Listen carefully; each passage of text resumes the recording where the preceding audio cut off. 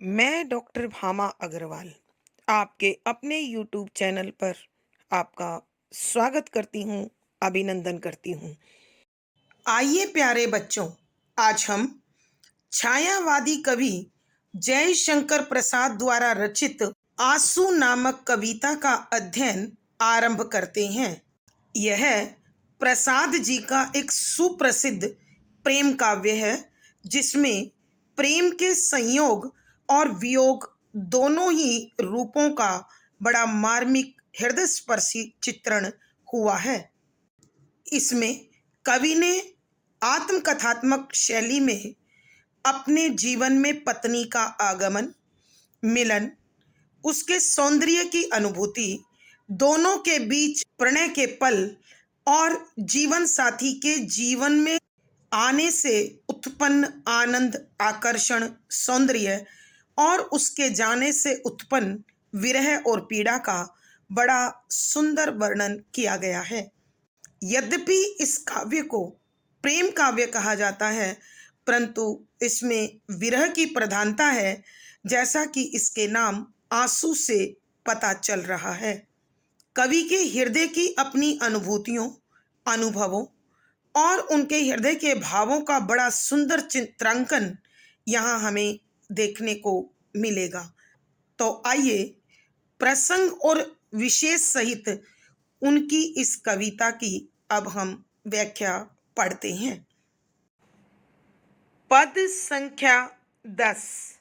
छिल छिल कर छाले फोड़े, मल मल कर मृदुल चरण से, घुल घुल कर वह रह जाते, आंसू करुणा के कण से। प्रसंग। प्रस्तुत पद हमारी हिंदी की पाठ्य पुस्तक हिंदी भाषा एवं आधुनिक कविता में संकलित छायावादी कवि जयशंकर प्रसाद द्वारा रचित आंसू नामक कविता से लिया गया है। संदर्भ। इस कविता में कवि ने अपने जीवन में जीवन साथी का आना, उसका मिलना, उसका समर्पण, उसका प्रेम और उसका सौंदर्य, इन सब का बड़ा सुंदर चित्रण किया है। और उन सब से ऊपर उसका इस संसार को छोड़कर चले जाना कवि के हृदय को विरह से भर गया, पीड़ा से भर गया। और कवि ने इन दोनों भावों का बड़ा सूक्ष्म और भावपूर्ण चित्रण पद में करते हुए लिखा है कि शब्दों के अर्थ: छाले घाव, मृदुल कोमल चरण पांव, कण आंसू की बूंद। व्याख्या। यहाँ कविवर प्रसाद अपनी जीवन साथी को संबोधित करते हुए कहते हैं कि जिस कोमलता से, जिस भावुकता से, जिस समर्पण से, जिस प्रेम से वो मेरे जीवन में आई, तो मेरे जीवन को हरा भरा कर गई और मेरे जीवन में खुशियाँ और आनंद आ गया। उसका मेरे जीवन में आना, प्रेमपूर्ण व्यवहार करना मेरे पिछले सभी घावों को सी गया। मैं उसके प्रेम में, उसके सहयोग में, उसके सानिध्य में, उसकी निकटता में मैं अपने सारे दुख भूल गया। लेकिन वह जिस कोमलता से आई, जिस भावुकता से आई, जिस समर्पण से आई, जिस प्रेम से आई, उसी प्रकार चुपके से अपनी सांसारिक यात्रा पूरी कर अकेली इस संसार से चली गई। और उसका मेरे जीवन से जाना मेरे पिछले सभी घावों को हरा कर गया। जो दुख मैं उसके साथ आने पर भूल गया था, अब वो सारे दुख हरे हो गए और उसके साथ एक और दुख उसने मुझे उपहार में दे दिया, प्रेम से दे दिया। उसने जिन कोमल चरणों से, अर्थात जिन कोमल भावों से मेरे पिछले घावों को सी दिया था, उन्हें शांत कर दिया था, शीतल कर दिया था, जिनकी पीड़ा को, जिस दर्द को मैं भूल बैठा था, अब उसके जाने से वो फिर हरा हो गया। और उसने मुझे जो स्थायी पीड़ा दी, जो जीवन भर का दर्द दिया, अब मेरी आंखों से बरसते हुए आंसू इन घावों के साथ अपना जीवन यापन कर रहे हैं। अर्थात कवि के कहने का भाव यह है कि जीवन साथी के जीवन में आगमन से मुझे जो आनंद मिला, वह सारा आनंद वह अपने आंचल में समेटकर इस संसार को छोड़कर जाते हुए अपने साथ लेकर चली गई। और अब मेरे जीवन में शेष है मेरे मन की पीड़ा और आंखों से बरसते हुए ये आंसू। विशेष यह एक मनोवैज्ञानिक सत्य है कि जिससे हमें जितना अधिक प्यार मिलता है, भाव मिलता है, समर्पण मिलता है, उसका जाना हमें उतना ही अधिक खलता है, दुखता है, पीड़ा देता है। सरल, सहज, परवाहमयी खड़ी बोली है, लक्षणा शब्द शक्ति है, श्रृंगार रस माधुर्य गुण अथवा करुण रस प्रसाद गुण दोनों लिखे जा सकते हैं। आत्मकथात्मक शैली में रची गई रचना है अलंकार। यहाँ पर पुनरुक्ति प्रकाश, अनुप्रास, मानवीकरण, स्मरण आदि अलंकारों का सुंदर सटीक प्रयोग हुआ है। पद संख्या 11। इस विकल वेदना को ले किसने सुख को ललकारा, वह एक अबोध अकिंचन बेसुध चैतन्य हमारा।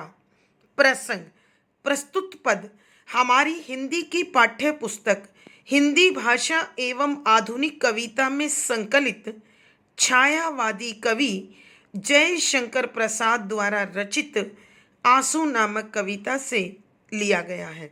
संदर्भ, इस कविता में कवि ने अपने जीवन साथी का जीवन में आगमन, मिलन, प्रेम, समर्पण, संवेदना और फिर उसका संसार से छोड़कर चले जाने पर कवि के हृदय में विरह और पीड़ा का भर जाना बड़ा मार्मिक चित्रण है। यहाँ उन्हीं भावों को स्पष्ट करते हुए कवि लिखते हैं कि शब्दों के अर्थ विकल व्याकुल कर देने वाली, वेदना पीड़ा, ललकारा चुनौती दी, अबोध अज्ञानी, अनजान, अकिंचन गरीब, दीनहीन, जिसके पास कुछ भी नहीं है, बेसुध, होश रहित, चेतना रहित, चैतन्य, चेतना अर्थात मन। व्याख्या, यहाँ कवि कहते हैं कि मैंने अपने जीवन में जितनी भी पीड़ाएं थी, जितने भी दर्द थे, उन सबको बड़ी ही सावधानी से हृदय के किसी कोने में थपकी देकर सुला लिया था। अर्थात मैं अपने उन सभी दर्द को सहेजकर इस जीवन की यात्रा में आगे बढ़ रहा था।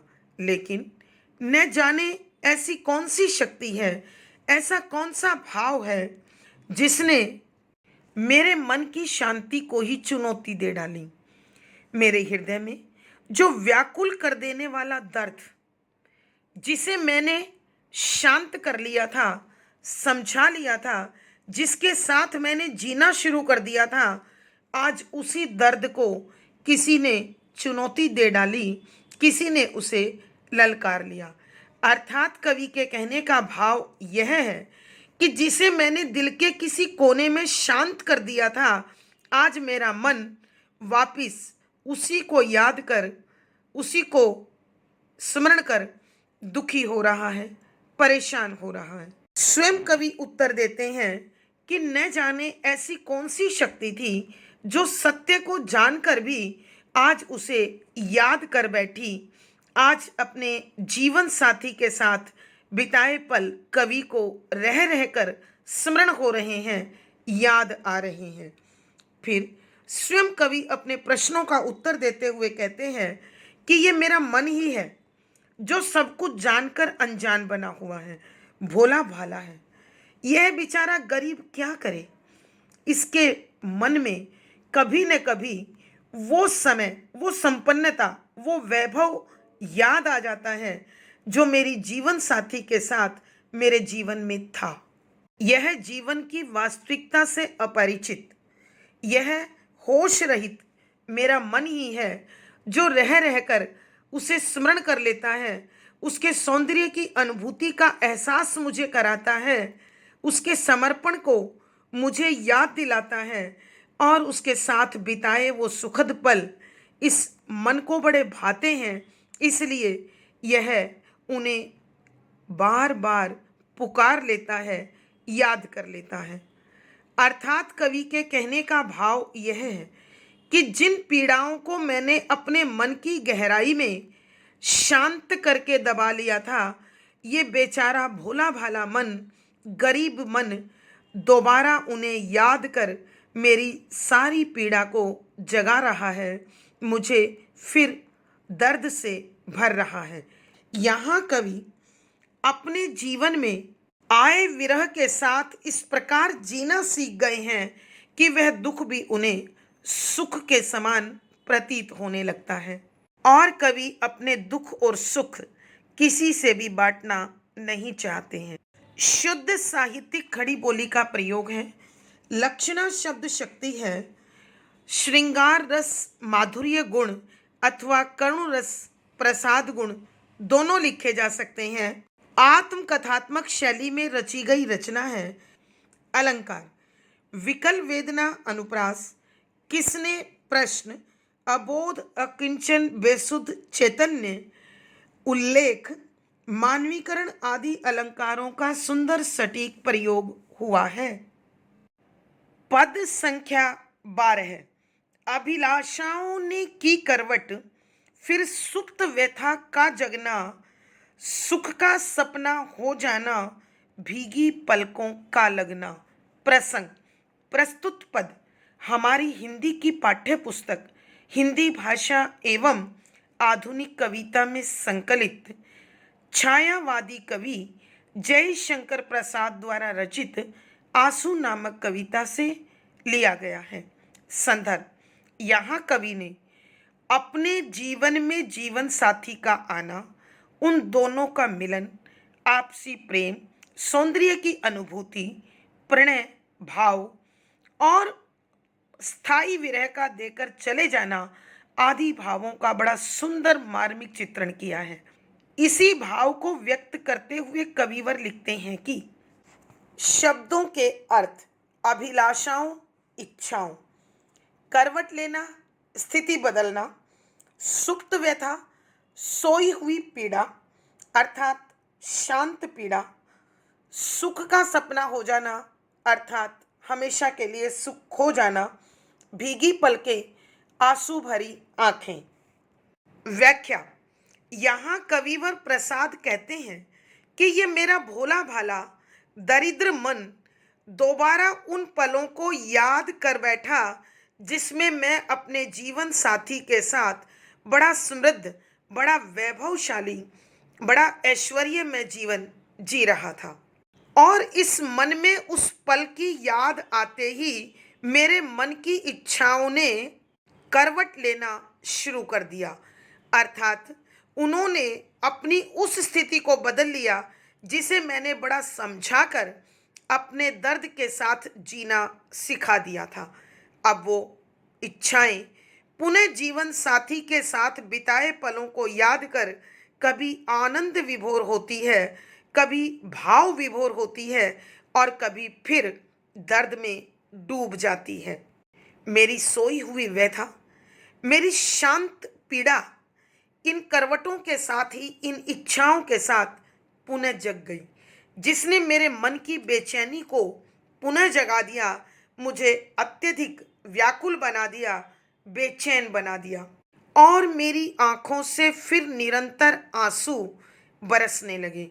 इन स्थितियों में मेरी आंखों में जो शांत जीवन जीने का सपना था, जो मैं अब अपनी पीड़ा को सुलाकर, समझाकर, शांत कर जीना सीख रहा था, वो सुख का सपना मेरे जीवन से गायब हो गया। साथियों, यहाँ सुख का सपना होना दोनों भावों में हो सकता है। एक जिसमें कवि की करुणा बरसाती आंखें, आंसू से भरी आंखें यदा कदा लग जाती हैं अर्थात कवि सो जाते हैं तो उनका यह दुख कुछ पल के लिए भूल जाता है और जितना समय वो सोकर गुजारते हैं, यह समय उनके लिए सुखद सपने के समान होता है। और दूसरे भावों में यह भी हो सकता है कि कवि ने जिस दुख को शांत कर सुख के साथ जीवन शुरू कर दिया था, शांति के साथ जीवन जीना शुरू कर दिया था, इन यादों ने दोबारा उसे दुख में डुबो दिया और वह शांति और वह सुख हमेशा के लिए अब उसकी जीवन से निकल गए। अर्थात कवि के कहने का भाव यह है कि मन चंचल है और ये चंचल मन कब कहाँ भटकता है कुछ पता नहीं चलता। कवि का मन भी भटकते भटकते उन पलों में चला गया जिसमें कवि ने अपनी पत्नी के साथ सुखमय समय बिताया था। और कवि की वो शांत पीड़ा जो बड़ी समझा बुझाकर कवि ने अपने हृदय के एक कोने में समेट ली थी, वह पुनः जग गई, क्योंकि जीवन साथी के साथ सुख की कल्पना अब कवि के लिए असंभव थी, नामुमकिन थी, असाध्य थी। विशेष यहाँ कवि ने अपनी विरह वेदना की जागृति पे खोए हुए सुख का चित्रण किया है, अथवा आंख लगने पर कुछ पल दुख के भूल जाने के अंतराल का जिक्र किया है। शुद्ध साहित्यिक खड़ी बोली है, लक्षणा शब्द शक्ति है, करुण रस प्रसाद गुण अथवा श्रृंगार रस माधुर्य गुण दोनों लिखे जा सकते हैं। आत्मकथात्मक शैली में रची गई रचना है। यहाँ अनुप्रास, मानवीकरण आदि अलंकारों का सुंदर सटीक प्रयोग हुआ है। आज की कक्षा में प्यारे बच्चों इतना ही। अगली कक्षा में फिर मुलाकात होगी। आशा है पढ़ा गया विषय आपको अच्छी प्रकार से समझ में आया होगा। अपने भाव व विचार कमेंट बॉक्स में अवश्य लिखें। वीडियो को लाइक करें, शेयर करें और ऐसी ही शैक्षणिक वीडियो के लिए चैनल को सब्सक्राइब करें। आपका दिन और जीवन मंगलमय हो, इसी शुभकामना के साथ धन्यवाद, आभार।